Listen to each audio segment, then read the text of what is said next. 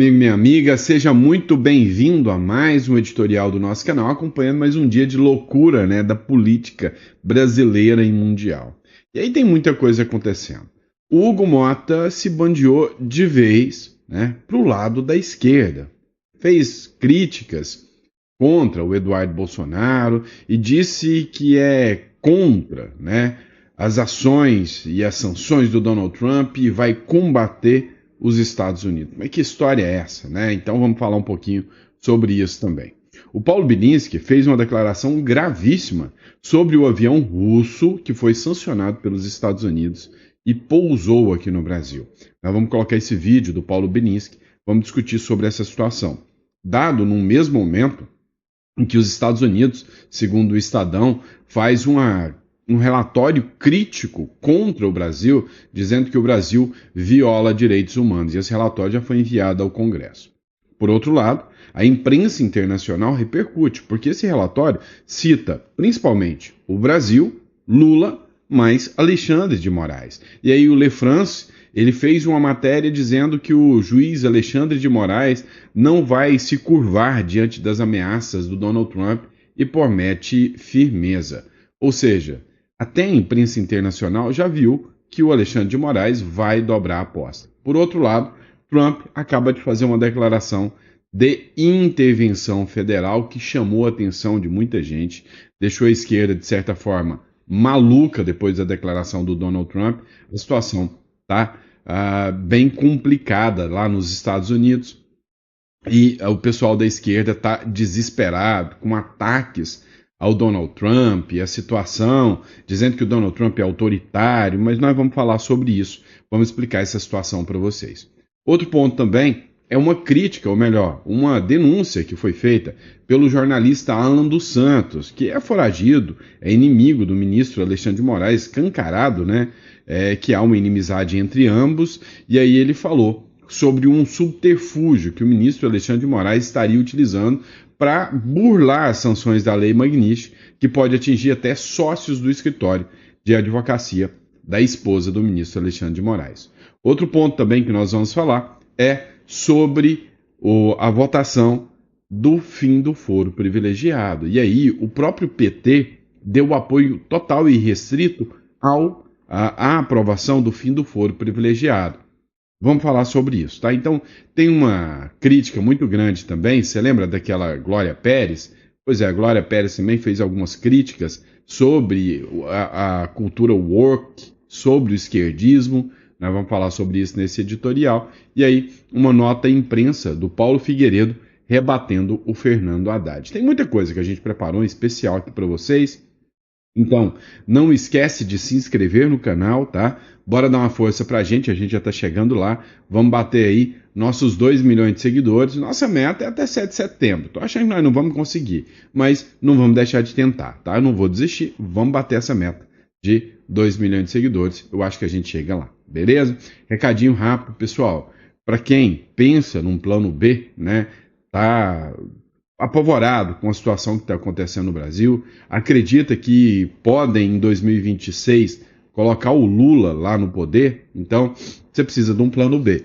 E o plano B seria, com toda certeza, um outro país que você possa ter uma garantia de recomeçar, um país onde você pode guardar o seu dinheiro em dólar, né, fugindo dessa loucura do real, do risco real. E o Uruguai é um ótimo país, com custo acessível, com contas bancárias movimentadas em dólar, então vale muito a pena apostar no Uruguai, tá bom? Então quem quiser, só clicar no link aqui na descrição e entrar em contato, hoje eu tô ruim, hein? Entrar em contato conosco, eu vou fazer questão de estar aqui com vocês, ajudando nessa jornada, tá bom? Pois é, pessoal, mas o alvo da vez é o Hugo Mota. Pois é, o Hugo Mota negociou, né, disse que os líderes haviam negociado a questão da anistia, mas parece que agora não vai pautar. Já não era de se esperar diferente, a gente já está acostumado com esse vai e volta, esse lenga-lenga do Hugo Mota, né? A Globo considerou o Hugo Mota como um líder fraco, né? Fez críticas ao Hugo Mota. Matéria da Gazeta Brasil. Hugo Mota vê dificuldade em pautar anistia e critica ações de Eduardo Bolsonaro nos Estados Unidos. Pois é, o presidente da Câmara dos Deputados, Hugo Mota, afirmou na segunda-feira que há uma certa dificuldade em pautar anistia para os condenados pelos atos do 8 de janeiro. Em entrevista à revista Veja, Mota declarou que não há, abre aspas, ambiente para anistiar quem agiu daquela forma, fecha aspas. Isso é um absurdo, tá? É o Congresso que tem que decidir, não é o Mota. Ele tem que pôr em votação, é o Congresso, por sua maioria, que tem que decidir. É um absurdo, né? Que o Congresso permaneça agindo dessa forma. Isso tinha que mudar. Isso tinha que ter uma nova forma. Ou seja, que seja com os líderes fazendo o pedido da pauta, né? Tirando esse poder todo do presidente da Câmara dos Deputados, né? Ele classificou que as ações dos presos do 8 de janeiro foram muito graves por terem incluído um planejamento de morte de pessoas, ou seja, citando, né, que existia ali um plano, né, do tal dos Kid Pretos lá para matar o Moraes e o Lula. Isso é uma aberração. Uma fala como essa é uma fala que chega a ser uma aberração. A maioria das pessoas que foram presas no 8 de janeiro nem sabia do que estava acontecendo. Queriam manifestar. Queriam fazer pressão. E quem fala o contrário é muito mau caráter. Muito mau caráter. Todo mundo sabe que aquelas pessoas, muitas, foram lá para manifestar. Tá? São idosas, são senhorinhas. E aí eles estão punindo essas pessoas para atingir os políticos. Os políticos. Mas são as pessoas comuns. Gente do povo que está pagando. Então, assim, você já mostra aí o quanto uma medida como essa é maldosa. E o pior de tudo, né? A declaração aconteceu depois que teve uma pressão e o Congresso e os jornais estão chamando aquilo de motim, mas o PT já fez isso, um monte de gente já fez isso, que foi paralisar as ações da Câmara, né? Parar tudo. E aí, por causa disso, ele disse que não ia pautar, mas agora já não vai pautar mais. A verdade é só uma. Se ele pautar a anistia hoje, amanhã a Polícia Federal está na cola dele e do monte de parente dele. Esse é o ponto, né, do porquê o foro privilegiado precisa acabar. E aí também tem uma parte aqui, né? Mota também criticou a atuação do deputado Eduardo Bolsonaro nos Estados Unidos. O presidente da Câmara expressou sua oposição à conduta do parlamentar que, segundo ele, trabalha para a aplicação de tarifas sobre produtos brasileiros, o que causaria prejuízo à economia nacional. Isso aqui a gente sabe que é um argumento falacioso. O Eduardo Bolsonaro trabalha sim pela sanção Magnitsky, mas que as tarifas e as sanções do Donald Trump econômicas são única e exclusivamente por ações do próprio Lula. Ora, vem cá. Imagina se um deputado, presta atenção, se um deputado argentino fosse lá para os Estados Unidos para denunciar o Javier Milei, dizendo que o Javier Milei está perseguindo as pessoas. O Donald Trump ia falar, vocês estão loucos. Agora, se foi o Eduardo Bolsonaro que denunciou, a grande questão é, tem fundamento a denúncia? Né? Esse é o grande ponto. Então, se tem fundamento, é porque o culpado não é um denunciante. A gente tem que parar de relativizar isso e falar, ó, quem denuncia é quem tem culpa. Não, quem tem culpa é quem fez. É simples assim. E aí, entre as ações que a gente pode citar que causam fúria do próprio Donald Trump, é isso aqui. É navio iraniano chegando no Brasil, é avião russo chegando ao Brasil. Olha só. O Paulo Bilinski fez um vídeo sobre o avião russo, né, que é sancionado, que chegou ao Brasil. Escuta só. Para de pousar no Brasília, onde um cargueiro russo sancionado pelos Estados Unidos, proibido pelos Estados Unidos, foi pousar. Isso foi um cargueiro utilizado para transportar tropas russas para participar de conflitos. Então já encaminhamos um pedido de informações para a Força Aérea através da missão de Estamos de olho, viu? Rússia, Brasil, China, isso aí. Você viu, né? O que ele falou, vai dar o quê? O que chamou atenção nesse caso aqui? São duas questões. A empresa responsável por esse cargueiro ela é uma empresa que foi sancionada justamente por levar produtos ilícitos e tropas para atuar na Venezuela. É o Maduro aqui do lado. Segundo, não houve qualquer registro na ANAC do pouso, né, desse avião. Não teve nenhum registro desse avião, ou seja, foi um avião fantasma que pousou no aeroporto de Brasília. Mas a culpa é do Eduardo Bolsonaro. Pode ter certeza disso. Pode ter certeza. Sempre é culpa dele. Afinal, a culpa é do PT. E ele põe em quem ele quiser. Agora, uma coisa é fato. O governo Trump está de olho no Brasil. Está mirando o Brasil como se não houvesse amanhã. Dá uma olhada nessa matéria do Estadão.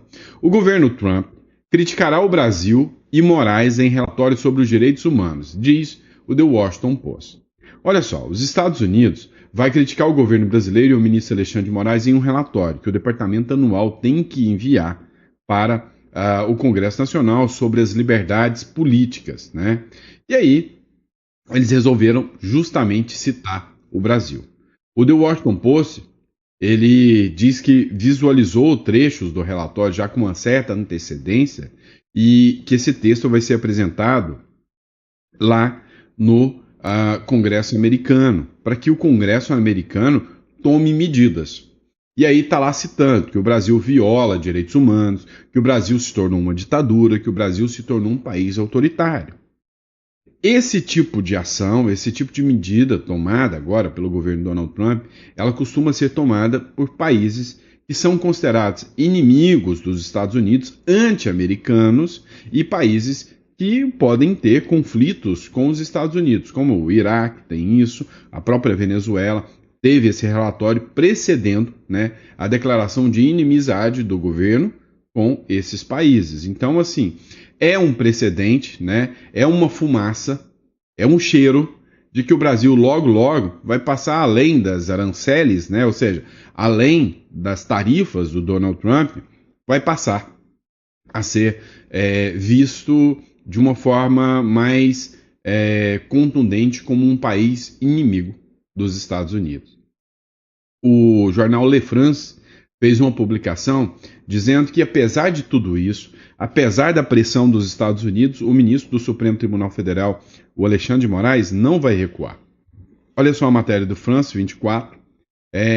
O juiz Alexandre de Moraes não se curva às ameaças do Donald Trump e promete firmeza, né? O rito processual do Supremo Tribunal Federal não será adiantado e nem atrasado. Esta foi a resposta contundente do juiz brasileiro Alexandre de Moraes depois da aplicação contra ele, né, da Lei Global Magnitsky por parte dos Estados Unidos. Moraes instruiu o julgamento contra o ex-presidente Jair Bolsonaro de um processo de Donald Trump, classificou como caça às bruxas, tá? E aí aqui, né, a repercussão internacional é de que o ministro do Supremo, Alexandre de Moraes, não recuará um passo. E aí, né, no meio desse fogo cruzado, adivinha quem está no meio das balas, né? É nós. Vamos lá. Outro ponto que a gente precisa discutir é que o Donald Trump, ele tem um plano e um projeto. Olha só, o Donald Trump acaba de decretar a intervenção federal na capital, em Washington, lá nos Estados Unidos. Mas vocês vão entender que esse mecanismo, né, vocês sabem que eu escrevi um livro sobre o Bukele, né, Revolução contra o Sistema, o modelo Bukele no Brasil.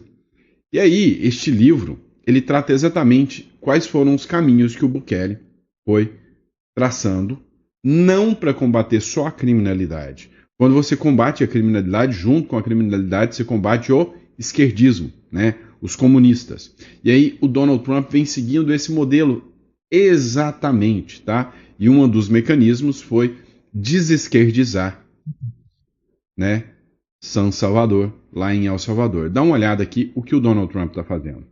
800 homens da Guarda Nacional, 120 do FBI. E a partir de agora, é o governo federal quem controla o Departamento de Polícia de Washington. Vem cá. Você já assistiu Tropa de Elite? Já assistiu? Dentro da Tropa de Elite, Como é que era a polícia? Era confiável? Era uma polícia que buscava realmente fazer as coisas certas? Como é que era? Então o que o Donald Trump busca é o quê? É ter o controle total da polícia para desesquerdizar a própria polícia, para tirar, né, possíveis policiais corruptos que estão não sobre a sua jurisdição e sobre a sua tutela. Dá uma olhada. Trump só pôde fazer isso porque decretou uma emergência de segurança pública na capital. O presidente disse que a cidade está tomada pela violência. Afirmou ainda que vai tirar o sem-teto de lá. Vamos lá. Vocês têm que entender que esse mecanismo, vocês já viram quanto a esquerda defende o sem-teto, né? Onde há o sem-teto, há um bom comércio de drogas. Onde há o sem-teto, há um ambiente ali bem propício, né, para que facções, grupos criminosos saibam, né, ali tenham informantes em troca de alguma coisa, de uma pedra, de alguma coisa assim. Então, o Donald Trump sabe que sim, não há dúvidas, que os sem-teto podem ter um lugar para eles ficarem, um teto para eles ficarem, mas não ficar na rua movimentando o comércio de drogas. E é o que o Donald Trump resolveu travar a caça às drogas. Mas tem um trecho dessa matéria do Jornal Nacional que é interessante a gente discutir. Na tentativa de sustentar o argumento, Trump apresentou números falsos sobre criminalidade. Mostrou uma tabela que compara Washington com outras capitais, entre elas Brasília. No documento, a taxa de homicídio para a capital americana é de 41 assassinatos por 100 mil habitantes. Mas dados do próprio governo apontam que o índice é menor, de 26 por 100 mil.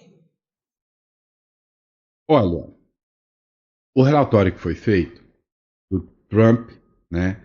Mas olha só, 26 para cada 100 mil é um índice altíssimo nível Brasil, a capital Washington, tá? Nível Bahia, por exemplo, né? Nível Bahia. Então, assim, é altíssimo. E esses relatórios novos apresentados pelo Donald Trump, né, são relatórios extraídos pelo próprio governo. Mas o Jornal Nacional diz que ele levantou dados falsos. O que a gente precisa observar nessa publicação? Pode ser mesmo que o Donald Trump levantou dados falsos? Pode ser. Mas o que o Donald Trump está querendo fazer não é acabar com a violência, acabar com o esquerdismo. A pauta da esquerda fomenta a violência. Vem cá, aqui no Brasil, quando você observa, a tendência do bandido é votar no Bolsonaro ou em outro candidato? Você sabe de quem eu estou falando? Você sabe, né? A tendência de defender pautas, quando entra uma pauta, por exemplo, como castração química, quem é que defende o bandido? A legalização das drogas, a descriminalização do tráfico. É quem que defende? A direita ou a esquerda? Então, ao combater a criminalidade, há uma desesquerdização do país. Modelo totalmente implementado pelo Bukele. Como eu disse, a turma tá louca, tá doidinha da cabeça. Dá uma olhada aqui, né, nesse trecho aqui do Jornal da Globo, falando justamente, né, sobre essa medida do Donald Trump. Dá uma olhada. Guga, boa noite para você. Explica para a gente o que significa essa intervenção na segurança em Washington sem ameaça real à vista, do ponto de vista da erosão da democracia nos Estados Unidos. Erosão da democracia nos Estados Unidos. Aqui no Brasil tá tudo no mais santa paz. Aqui é a democracia. O Lula disse que ele é o presidente mais democrático de toda a América. Acho que é da América do Sul. Mas lá nos Estados Unidos, a erosão da democracia. É como trata o jornalismo da Globo. Então, boa noite, Renato. Boa noite a todos. É uma tremenda guinada autoritária, mais um sintoma dessa guinada autoritária dos Estados Unidos desde que o Trump tomou posse nesse segundo mandato. Ele busca concentrar os poderes nas mãos dele, testar os limites de até onde chega o poder presidencial nos Estados Unidos. Por enquanto, vem enfrentando pouca resistência. A gente vê como ele expandiu as forças dele ali na Casa Branca. Como você... Vamos lá. Essa fala é uma fala de desespero. O Donald Trump, ele vem enfrentando pouca resistência. Ele expande o poder na Casa Branca e ele está exatamente seguindo o padrão Bukele, que veio crescendo, crescendo. E nas próximas eleições parlamentares, o Donald Trump vai ter uma maioria esmagadora. Onde, se tiver uma Suprema Corte corrupta, se tiver uma Suprema Corte que age, sabe, enviesada, porque no Brasil, o que eles fizeram? Eles tomaram conta das escolas, da própria polícia, tomaram conta do serviço público, e o Donald Trump sabe disso. E sabe que são assistentes sociais, promotores, juízes que defendem o traficante e colocam ele de volta na rua. Então o Donald Trump, ele está aos poucos avançando para minar, tirar essa estrutura. Coisa que o Milei também está fazendo. Ou seja, o padrão agora é único. Quando o Bolsonaro entrou, ele não sabia o que fazer ao certo. Então é por isso que ele tomou uma surra. Se hoje volta alguém de direita, o modelo é esse, não tenha dúvidas disso. Então, a turminha está ficando desesperada com essa intervenção, né, do Donald Trump, porque eles sabem que é a erosão total da esquerda nos Estados Unidos, e aí não vai ter ninguém na esquerda. Você pode ver que ninguém da esquerda lá dos Estados Unidos teve coragem de enfrentar o Donald Trump e nem de defender o Lula, nem Moraes aqui no Brasil. Ou seja, é sinal de que o Donald Trump vem crescendo a sua força e o seu poder. E aí, para a esquerda mundial, isso é uma ameaça sem precedentes. O Milei é uma ameaça sem precedentes para a esquerda mundial. Aqui na América do Sul, o Chile, por exemplo, já está com a guinada à direita. A chance do candidato de direita ganhar lá no Chile é gigantesca por causa do apoio do Milei. E, sem sombra de dúvidas, né, o pessoal está desesperado. O próprio ministro Alexandre de Moraes está desesperado. Essa matéria do Easy Fatos, né? O jornalista Alan dos Santos denuncia Moraes está usando cartão e até o Pix do sócio da mulher dele. Ele acha que consegue escapar da lei Magnitsky.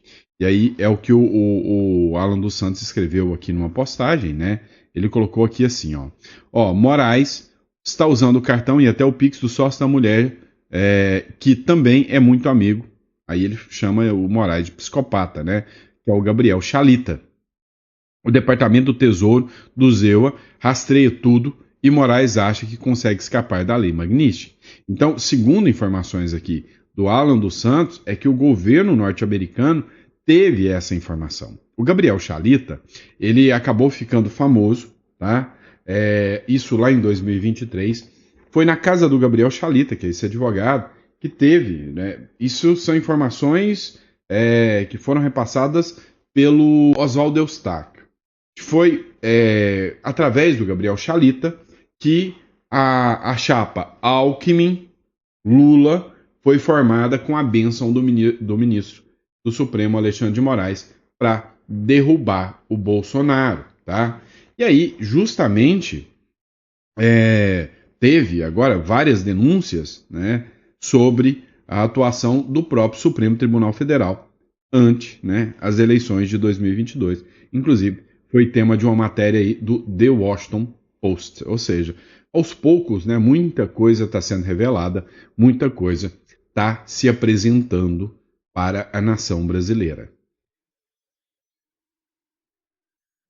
Vamos lá. Essa semana tem uma pressão muito grande pela votação do fim do foro privilegiado.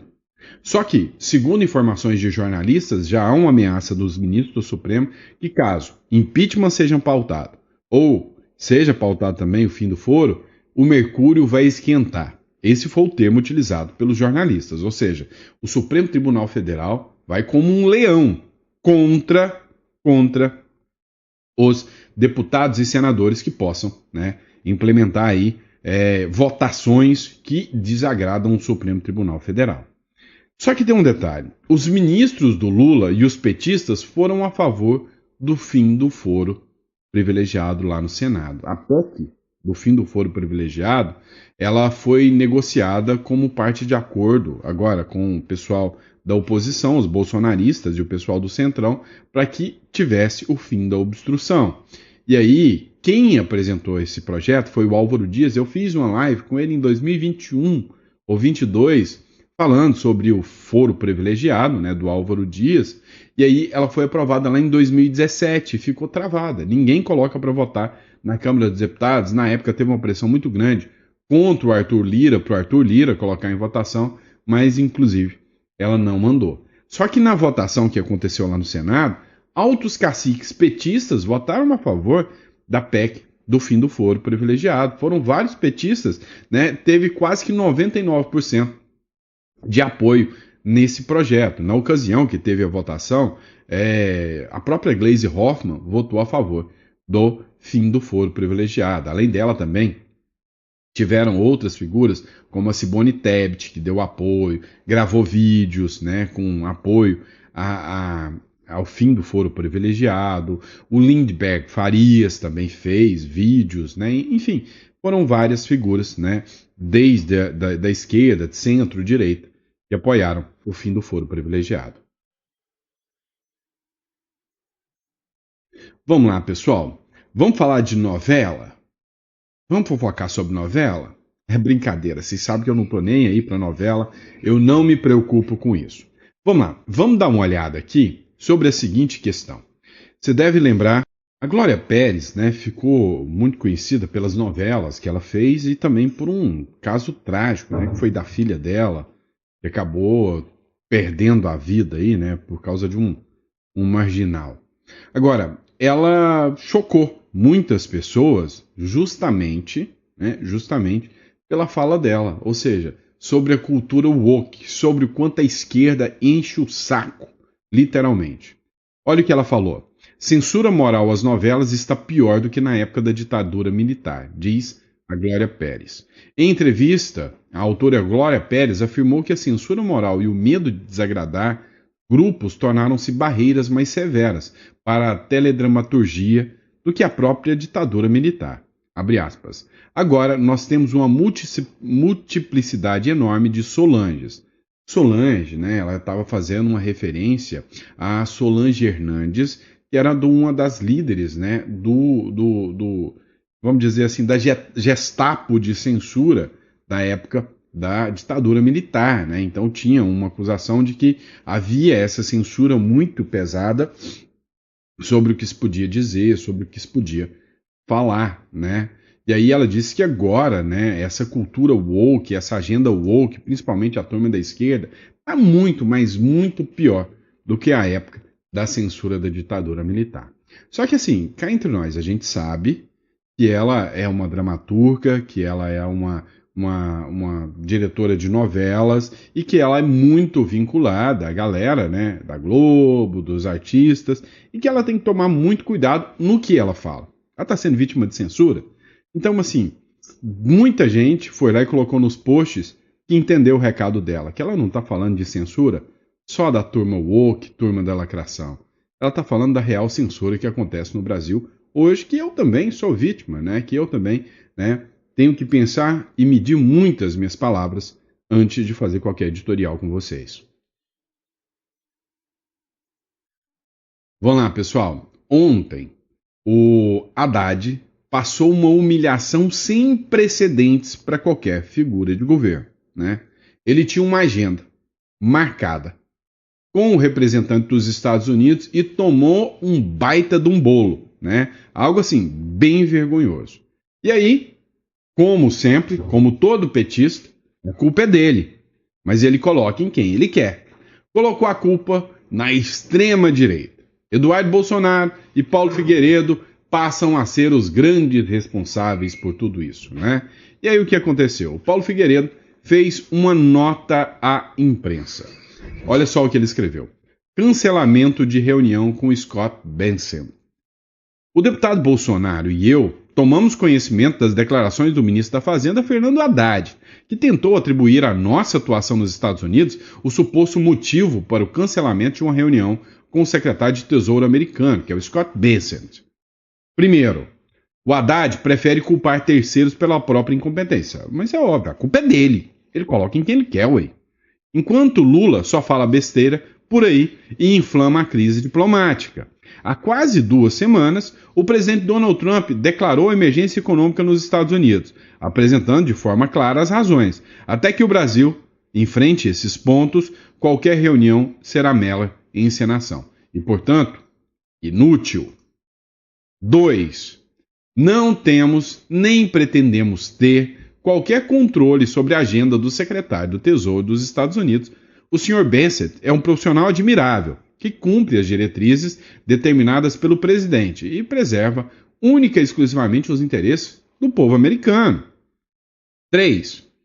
Nesta quarta-feira, embarcaremos novamente para Washington, D.C., para uma série de reuniões com autoridades americanas. E aí, o que pode acontecer? Porque mantemos portas abertas.